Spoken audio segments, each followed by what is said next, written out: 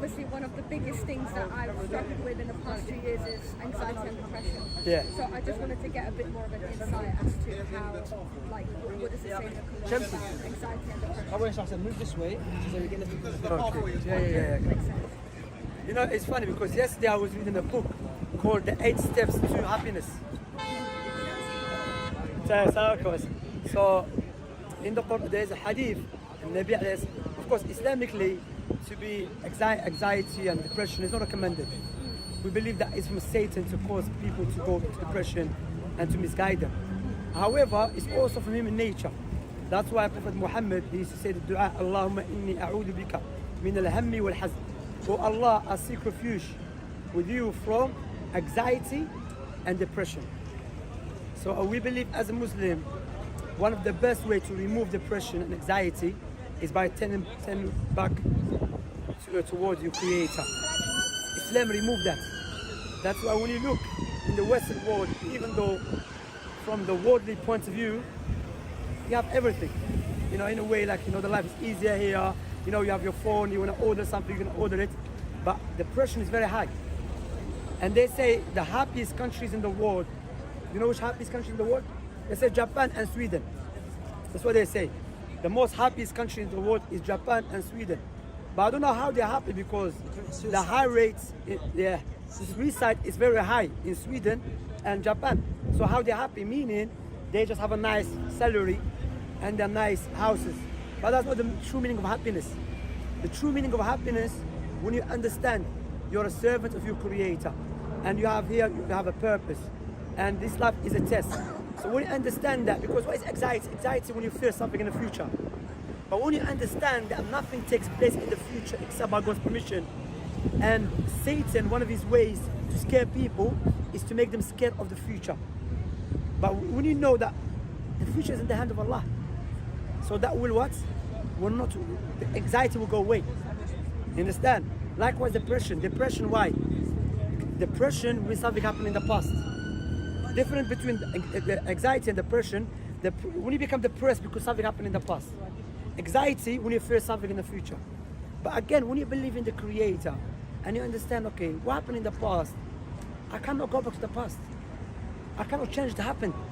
That's why Prophet Muhammad told us, if something happened, don't say if I did this and I did that, because that will open the gate for Satan to whisper to you, and that will cause you depression. So we believe there is solution for these problems in Islam. But doesn't mean Muslims have no depression, but there's a cure. So when you understand, okay, depression, why I'm depressed? Something happened in the past, I cannot change it. Again, the prophets of God, Moses, Jesus, Abraham, Noah, they went through hardship as well. But when you understand this life is a test, and that's how God created this life, will test us, and to resolve the problem by going back to the Creator, and we should not allow Satan to put a fear in our hearts. That's how you get rid of it. You understand?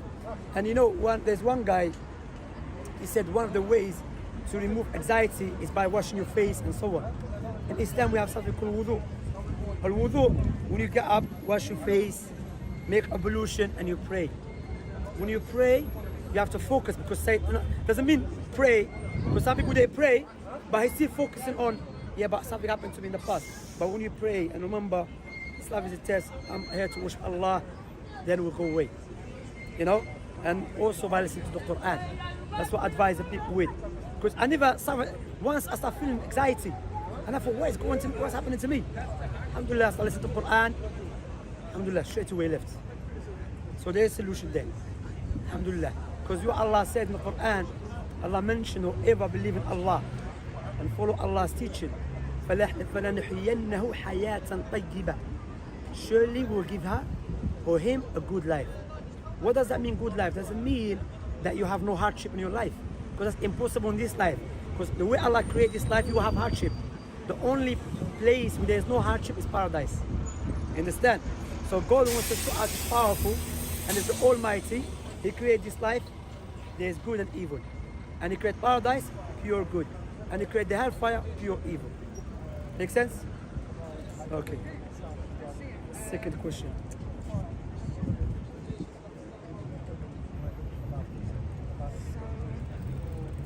One thing that you how do you know that the Quran is preserved? That's a good question. How do you know the Quran's been preserved? Allah sent the Quran. وَلَقَدْ يَسَّنَّا الْقُرْآنَ. Sorry, the other verse. إِنَّا نَحْنُ نَزَّلْنَا الذِّكْرَ وَإِنَّا لَهُ لَحَافِظُونَ.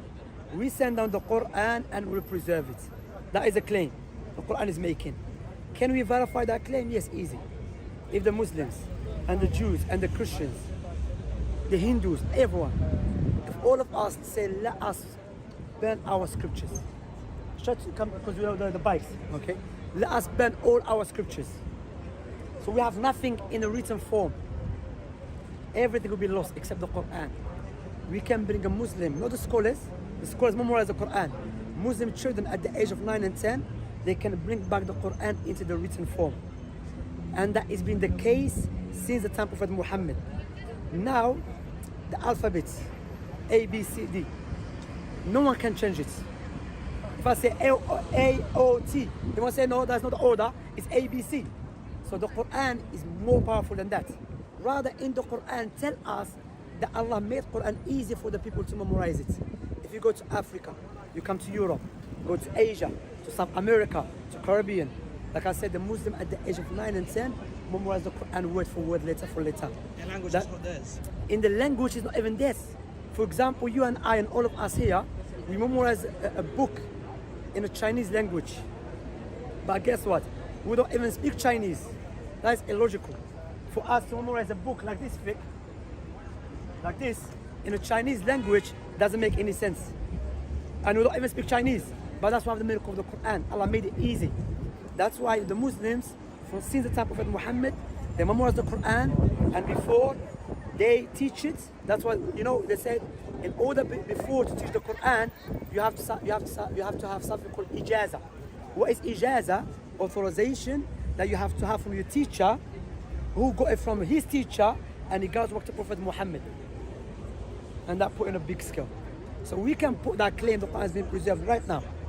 The only book we can bring it back into the written form, and we will never lose it, is the Quran, because it has been memorized. That's why even in the mosque, if I'm leading the prayer and I make mistake, Muslim children, they'll correct me. And that, there's 100 million of Muslims in our time, and before memorize the Quran. Was there a story from the early Muslims? There was a Jewish man go around, he took the Torah, he changed what was in it, the Jews accepted it. Then he went to the Christians, changed the Bible, since win it. He tried to change the Quran, Muslim children was stolen. Yeah. There was a Jewish man, the Christian man in Baghdad. He said to the Muslim leader, he asked him, how you became a Muslim? He said, I've changed the Torah, and I was selling in the market of the Jewish people. They didn't recognize I've changed it. I've done the same thing with the Injil, the New Testament, or what they call it, the Injil, and they haven't recognized that it's been changed. But when I did it with the Quran, the Muslim children noticed there's mistakes. So I knew this book has been preserved. Yeah. That's what the miracle of the Quran, you know. That's why we don't have no book in its pure language except the Quran. Jesus did not speak English or French. Jesus spoke English. Jesus spoke Aramaic. Aramaic is very similar to Arabic language. The only book that we have in its pure language is the Quran, and be memorized. Even the way to memorize it, there's something called ghunna. There's ghunna. There's conditions. So the Muslim scholars even pay great attention just how to pronounce the verses, let alone preserving the verse itself. You understand? So it's more so to preserve the text than to just preserve the sound of it. You understand? Make sense? Alhamdulillah. Alhamdulillah. Like I said, that's the beauty. You can put the test. And I challenge the Jews and the Christians many times. Let us do that. All of us burn scriptures. We are not in need of scriptures. We memorize the Quran. You know, like in our mosque, there's 6 people memorize the Quran. And we have school for children, many children memorized. And in the Islamic countries, before you start seeking knowledge learning about Islam, it's conditional. You have to memorize the Quran first. And even the time of Prophet Muhammad, and after his companions and so on, you know, when you read the biographies of some companions and their children, they tell them before you learn anything, memorize the Quran. Yeah.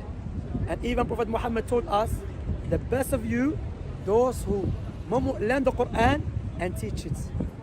And the Prophet Muhammad told us, do you know what is better than having war and fighting against enemy? To go and memorize the Quran. And even the Quran encouraged us to read and memorize it, like was the hadith. But when it comes to the Bible, for example, the Bible, the New Testament, Jesus had no clue about it, because the New Testament was written after Jesus.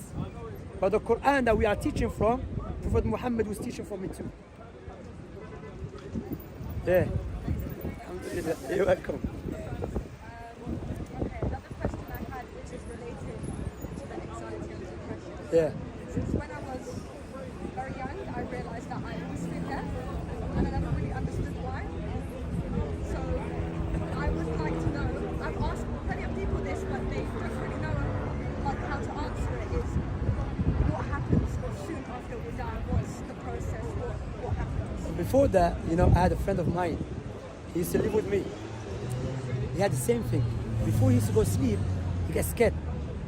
So he thinks he's going to die. So he asked one of the students of knowledge or scholar.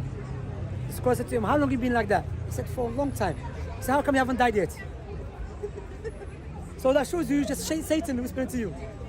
You see, look how scholar can make it easy for you. That's what Allah said, فَاسْأَلُوا أَهْلَ الذِّكْرِ إِن كُنتُمْ لَا تَعْلَمُونَ. Ask people of knowledge. So for every night, you feel you're going to die for 2 years and you haven't died. That shows you what to whisper. Remember, Satan tries to make you scared. And why? So we in the Quran, because the Almighty told us, when we die, before Allah mentioned the Quran, before the persons who are to live his life or her life, the angels will come take their soul.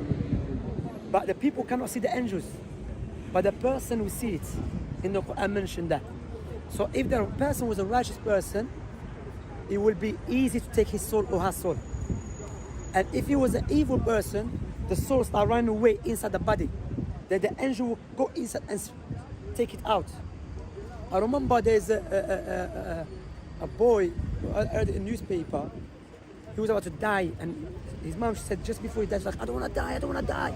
He was so scared, Even you can say that his face changed. So the point here is, in the Quran, the Sunnah tells exactly what happened. So Prophet Muhammad mentioned to his companions, just before the person leave his life or her life, the angels will come. If he was an evil person, they will not even hold the soul for a long time. Then the soul goes up to the sky, and Allah will order it to go down, And if he was a righteous soul, the gates of paradise will open for it, as a glad tidings. Then when they take in the person to the grave, if there was a righteous man, he said, hurry, hurry, because what is waiting for him or for her is better than this life. Yeah, this smile about look how he's smiling like it. So when a person, if he was an evil man, he would say, don't take me. Where are you taking me? Then when you put him inside the grave, 2 angels will come, called Munkir wa Nakir. That's the name of them, Munkir wa Nakir. And Nabi alayhi, the Prophet said, they have an evil face, and they will ask you, who is your Lord?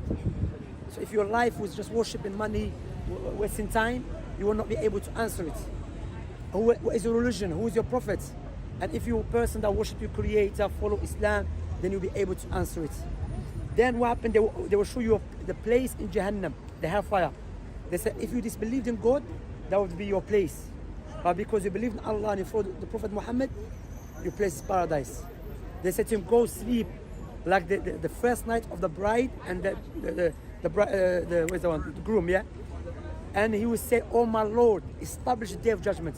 Because he knows what is waiting for him is more beautiful. Then the evil one, they'll show him his place in the hellfire. And he will say, oh my Lord, do not establish day of judgment. Because he knows what is waiting for him is worst. Then Allah, of course, when the day of judgment happens, everyone will come back to life. So Prophet Muhammad told us the life of the grave either is a place of paradise or a place of the hellfire. That's why Prophet Muhammad ﷺ taught us to seek refuge with Allah from the punishment of the grave.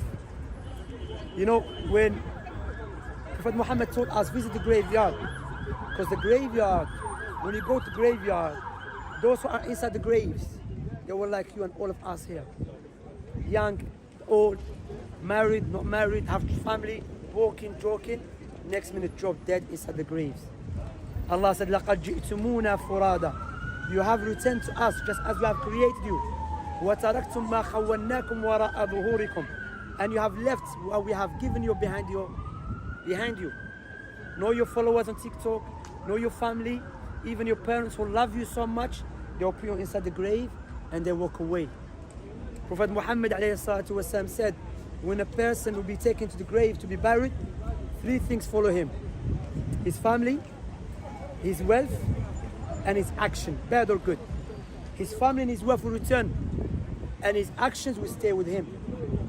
So inside, even another narration, Prophet Muhammad said that when a person will be in the grave, a man will come full of light, not like a human being, but like his actions. And he said, who are you? You seem like a person of a good news. He said, I am your righteous actions. If he was an evil man, you will come like an evil person. He said, who are you? You can see like you're going to bring a bad news to me. He will say to him, I'm your evil action. You know, that's what Allah said. Prepare ourselves. Allah said, don't let this life deceive you, because this life is temporary. This life is temporary. You know, I always give this example. Imagine it's winter time, it's severe cold. And I said to you, I have 2 houses. And you are living outside, you have no place, and it's severe cold. Snow, minus 50. I said, look, I have 2 houses. One house is made out of plastic and wood. You can live there the whole winter. And one house is made of silver and gold. But you only stay in there for 1 night. Which house would you choose? To stay for the whole winter? Yeah. No, the gold and silver only for 1 night. Then you go outside in the severe cold. The other one, which is made out of plastic and wood, you will stay there for the whole winter. Huh? No doubt, you're gonna choose the plastic and the wood because it's gonna protect you from the cold. Okay? So imagine the other way around. Paradise is a house is made of silver and gold and diamond, and that which the eyes never seen. And this life is the life made of plastic. So while we are choosing this life, which is made of plastic, over the paradise, which is made of gold and silver and diamond. Make sense? Yeah. I was gonna say as well that when the Prophet Muhammad speaks about this stuff, it proves the true prophet, because no philosopher or intellectual That's a good point. can speak to you.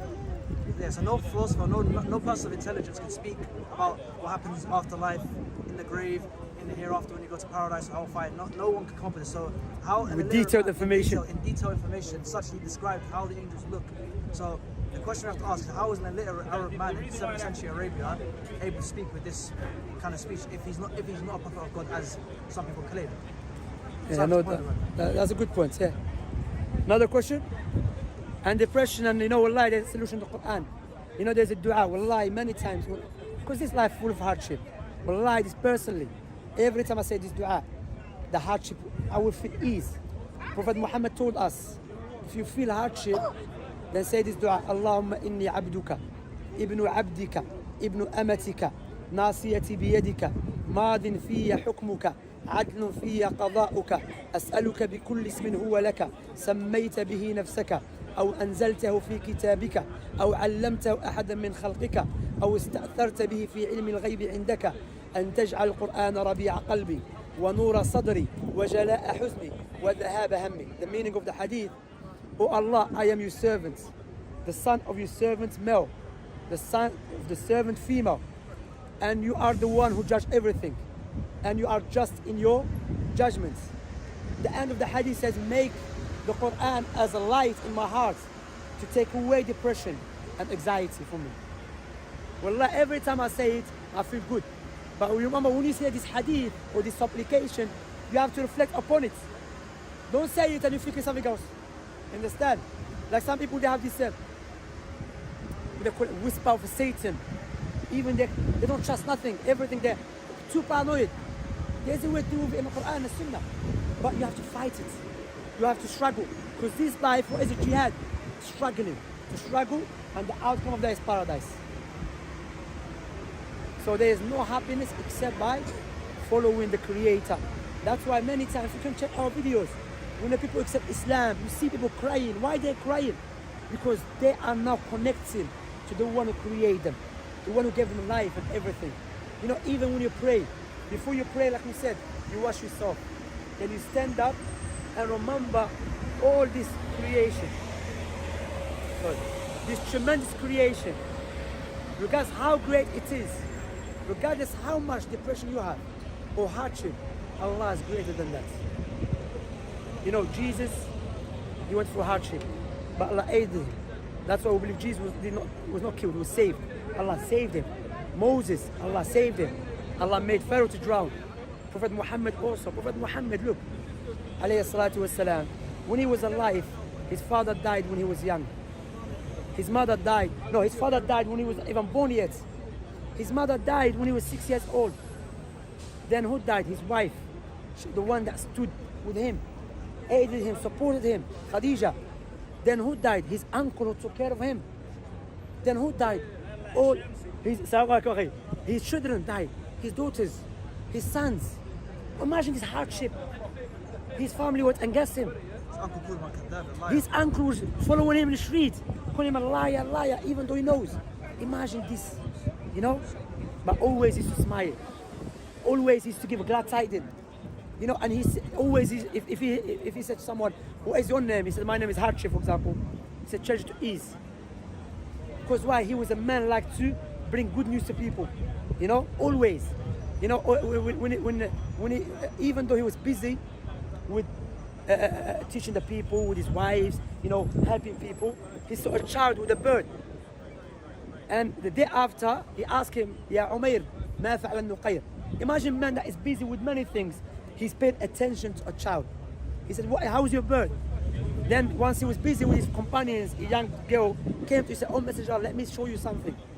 Imagine a man that is busy, man of state, man has family, man, he has to teach his companions. His young girl took him and he followed her. You know, once he was walking, even you can see his trustworthiness. Once he was invited to a house and someone followed him. He wasn't invited, he just followed Prophet Muhammad. Prophet Muhammad knocked the door, the man who invited him, the host, he said, he followed me. I didn't bring him. It's up to you to bring him in, or him to go back. So you can see in his biography, he never utilized his prophethood to manipulate the people. You know, rather, when you study his biography, you can see man is a prophet of God. Make sense? Other questions? Alhamdulillah. Sorry, it's just because the next question is a bit more delicate. No problem, you can ask me a question. Forgive me if I'm a bit nervous, but No problem. recently I have sort of been feeling attraction to the same sex. Okay. And I just want to know The ruling. the ruling, yeah. Yes. So I want to know what it says in the Quran. If No. it is. Yeah. I'll just tell you this story happened to me in Birmingham 2 weeks ago. I was in Birmingham, in Birmingham. Okay, I was in Birmingham, so I was speaking to this lady, yeah? She came from a Christian background. So I was speaking about Islam, and it's like, she said, it makes sense. He said, listen, no one explained to me about God's existence, about how to worship God, about Islam, the way he explained it. It makes sense. He said, but I said, become Muslim. He said, no, there's one question I want to ask. I said, okay. He said, what do you think about LGBTQ? I said, okay. And now I said, look, Islamically, I'm not going to compromise Islam, because I'm not going to displease Allah for the sake of pleasing anyone. Because like I said, if I'm going to die, no LGBTQ, no one's going to help me before God. I'm going to tell you what, in Islam we believe is a sin, no doubt about that. It's a major sin. However, having a feeling does not make you evil. Understand? But what we have to understand doesn't mean because I have a feeling, I have to implement that feeling. For example, the example I gave to that sister, she became Muslim, alhamdulillah. I said, sister, look, imagine you can see I have an arm. Clearly I have an arm. But I feel I'm armless. Would you aid me to cut off my forearm? Would you aid me? No. But remember, I feel like it. But you're gonna tell me no. So what about someone cutting off his private parts and removing stuff which makes him a man because he feels he's a woman? I'm just cutting my forearm. But you're gonna tell me no, it doesn't mean. Likewise, there's people who, yeah, we have to be realistic now, yeah? There's some people who really attract their mothers. But are you gonna say to him, because I have that feeling, I have to implement it? You're gonna say, no. You're having that feeling, you're not gonna be judged as long as you don't implement it. However, if you fight against it, what is the reward? Paradise. That's what I said to you, sister. Don't let this life, because let us say, fulfilling your desires for how long? 30 years? Let us say 80 years. But are you gonna, for the sake of fulfilling your desires, you're gonna prefer and favor that over the eternity of paradise? So, like I said, even Islam, if a woman, even if your woman do that, you know, or a man do that, sleep with another man, doesn't not take them out of fold of Islam. It's a major sin, no doubt about that, yeah? It's a major sin as long as they don't believe it's permissible. But what is better than that is when you turn away from it and fight against it. You know, something I tell you, when I came out of prison, because I was not born like this, by the way, you know, I had my life, crazy life. When I came out of prison, there's one thing that was very hard for me to stop. Literally, I used to say to brothers, Allah will forgive me because He knows that I cannot stop. But one brother said to me, look, when Allah tells us something is not allowed, He's not going to tell you to stop something which is beyond the capacity. But guess what? When I start fighting against it, alhamdulillah, I got married, alhamdulillah, of course, but for many years I didn't do it. Why? Because I fight against it, because I know the reward of me fighting against my desires, I have paradise. So yes, no doubt about that, it's a major sin. And doesn't mean because you feel something, we have to implement it. Because if we accept that, because we feel something, you have to accept it. Therefore, you know now, sister, people they try to justify pedophilia. I'm gonna show you. This show was an Australia show. You know, do you know about a program called 60 Minutes? 60 minutes. Oh yeah. Yeah, I'll show you. Look, I'm gonna show you. You're gonna be this scientist. That's why I don't believe in scientists. Yes, there's a hardcore scientist when you make a phone and the cars and so on. That's clear. But watch this. Dr. James Cantor is a neuroscientist specialising in atypical sexualities. When it comes to pedophilia, he's reached important but uncomfortable conclusions, including why pedophiles are attracted to children in the first place. All the evidence suggests that pedophilia begins in the womb. A person does not pick it, and despite all evidences suggest that pedophilia begins in the womb. everything has been shown to be able to change these people from pedophiles into non-pedophiles. So my point, what I'm showing you, sister, what I'm showing you, sister, the point I'm showing you, that if you go back about LGBTQ and a gay and lesbian, did you know that it was held as a crime? But scientists who sell themselves to some evil people try to justify it. And no doubt Allah, the creator of everything, will not tell us to stay away from something which is good for us. But Allah is the most just. Doesn't mean because you feel something, like for example now, I feel I want to rob someone. But if I fight against it, I get greater reward. Can I just clarify something? Sorry, go on. Someone told me that apparently in the Quran it says that if you are gay, then you're going straight to hell. If a non-Muslim, if you're Muslim and you do that sin, we don't say you're gonna go straight away, but you are under the threat. Yeah, under the threat. Because why? As long as you don't believe it's halal, it's allowed. But if you believe it's allowed and it's God okay with it, then you go have fire forever. No doubt about that. As a clarification, we also believe about any sin. So if a person believes that man and woman, the action of man and woman doing it, he's under the threat as well if he does it. They're both under the threat. Outside marriage. So yeah, so man and woman who engage in that action outside of marriage, Fornication. they're under the threat as well. So it's what the Prophet clarified is a desire. Yeah, and then the fight against it, the reward. Like I say, sister, how long are you gonna live? 200 years? No way. 70 years? No way. That, you know, people want to fulfill their desires, yeah? But again, what is it? How long are they gonna live? Not long ago. But if you fight against those desires, what is the outcome of that? Paradise forever. You know? And this stuff is a test, no doubt. Allah tests us through different ways. Some people, Allah who tests them, there's a brother, alhamdulillah, become Muslim. He had the same thing. He was attracted to men. But alhamdulillah, now he's Muslim, alhamdulillah. Even he's preaching about Islam. You know, you fight it. That's what Islam comes in, doesn't not negate if you have that feeling. What we say, remember, there's a Satan out there and he wants to misguide the people. You understand? But in our time, they try to justify it and beautify it. No doubt about that, that's evil, you know? So, make sense? Alhamdulillah. How does it work, for example, for some Yeah. Yeah. So it is, I catch that. Sorry, my voice is very low. So Yeah. how would it work for somebody who is strictly gay Yeah. and established that they like the same sex and they're, currently doing the actions and everything, but they want to practice Islam at the same time? How does that? I mean, he can practice Islam, but also he has to fight against his desires. No doubt about that. One doesn't You know? negate the other. Yeah, one does not negate that. Like, for example, some people say, many people, we stop here, I said, become Muslim. He said, I take drugs. I said, okay, take drugs.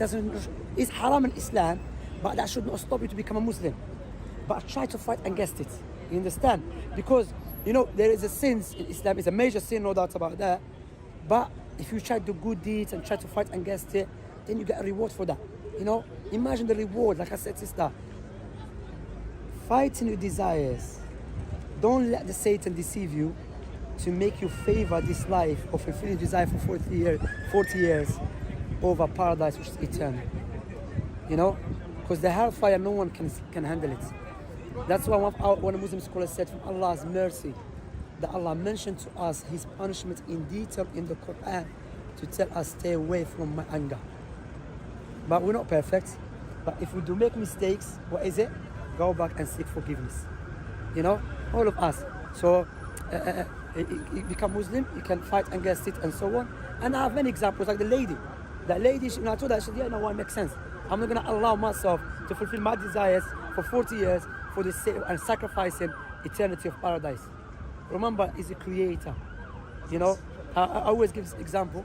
I was going to say as well that one of the ways that Allah mentioned in the Quran that He raised mankind over other beings is the ability to resist the temptation of desire. Desires, So yeah. animals just do whatever. That's it. Whatever desire comes from, they fulfill it. And mankind, they've been honoured with the fact that they have the ability, because we know what harms and what benefits that we can act upon, following that was what harms and benefits. And that's why one of the ways Muslim scholars define intellect is the ability to know what harms and what benefits, and following that which benefits and leaving off that which harms. That's why in Islam, anything that harms intellect in Islam, anything that harms intellect is forbidden. Why? Because the sound reasoning differentiates us from the animals. Like, even some people try to justify gay, they say because some animals do it. But some animals, when they get too horny, like, just speaking, like, they start hugging the sofa and the table. Doesn't mean we go hang a top or a table, you understand? You understand my point? It makes sense, isn't it? Because it doesn't mean because animals do it. I mean, animals relieve themselves openly. So I'm going to relieve myself. No, Allah said, فَضَّلْنَ بَنِي آدَمْ. We have favored the children of Adam over the other creation with a sound reasoning, And this stuff is a test, fully test. Like, certain things you love so much, but Allah said in the Quran, عَسَى أَن تَكْرَهُ عَسَى أَن تُحِبُّوا شَيْئًا وَهُوَ شَرٌّ لَكُمْ. Perhaps you love something, but it's bad for you. That's why when Allah created paradise and the hellfire, He told the angel Gabriel, go look at them. So angel Gabriel looked at paradise, he said, oh Allah, everyone's going to enter paradise. Then he looked at the hellfire, he said, oh Allah, no one will enter the hellfire. Then Allah created surrounding paradise that which humans doesn't like and dislike, even though it's good for us. And He surrounded the hellfire with the things which we desire, but it's not good for us. Then the angel Gabriel said, oh Allah, majority of people go to the hellfire and a few people go to paradise. Allah said, indeed, paradise is abode for the people who deserve my love and my mercy. And the hellfire is abode for those who deserve my anger. So you choose, sister. Don't let this nothing stop you. That's why you're going to remember, sister, the end of this life is death, and we're going to return to God. When the people see the hellfire, or even at the death, they say, قَالَ رَبِّ ارْجِعُونَ لَعَلِّي أَعْمَلُ صَالِحًا فِي مَا تَرَكْتُ. Allah said, when the death comes to one of them, because when the death comes to you, remember, now you can see the angels. Now you can see what people cannot see. Now that you are facing the reality, what are you going to say? Oh Lord, return me back to the righteous actions. No, return me back to do lesbian or to be gay. No, none of that. Return me back to worship you. So that time which Allah spoke about is our time right now. So let us do righteous actions. And the greatest righteous actions to submit to Allah and become Muslim. And the most evil action, to associate partners with Allah. Make sense? Clear? Alhamdulillah. No problem. I understand some stuff, maybe people, but I'm here. That's why I said to people, come ask any questions. Like last week, there was a sister that she was half Turkish, half from Grenada, and she asked many questions as well. Alhamdulillah. But that's what we're here for, Alhamdulillah. So let me ask you a question. If Islam makes sense to you and is clear to you, what is stopping you to accept your Creator and worship Him alone?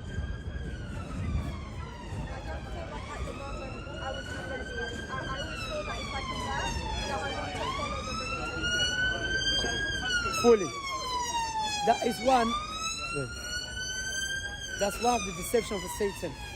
Because all of us, we cannot follow everything completely. That's why I said to you, Prophet Muhammad told us, when someone wants to become Muslim, Satan will try to put barriers. Because what you have to understand that you're not guaranteed to live tomorrow. You're not guaranteed. I'm not guaranteed. Nothing in this life is guaranteed except death. So what we say to you, don't let this, the example I always give. Imagine you have a big cake in front of you, massive cake. And if you eat all of it at once, what will happen to you? You get sick and you vomit. If you want to feel the sweetness of the cake, what you do? Bit by bit. Likewise, when it comes to Islam, step by step. The first thing is to submit to your Creator, because that's the most important thing. Then step by step you start learning. As for following everything, even me, and alhamdulillah, I've been practicing for a long time, maybe 15 years. However, I still have something I struggle with. But don't let that stop you. Let me give you an example. I always give this example. Imagine, I said to you, look, I'm a multi-millionaire. I have too much money. As a gift, I'm just going to give just a gift for you.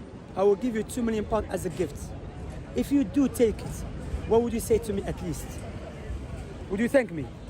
Of course, £2 million is a big money. Would you remember me all the time? £2 million is a big money, of course. You will remember Shamsi, £2 million. If you buy a nice house, Shamsi. I will give you £2 million on a condition, give me your 2 eyes. Would you do that? No go. Because your eyes is more valuable than anything else. So if this is the case, so why we are not grateful and remember who gave us eyes for free? I purely came here just to ask some questions and get more knowledge. No problem. I'm not ready for that yet. No problem. I will, of course, come to you. Inshallah, no problem again. Knowledge is Yeah, no doubt. Let me give you something. Thank you. I think You ask questions? All right. Let me just give you something to read.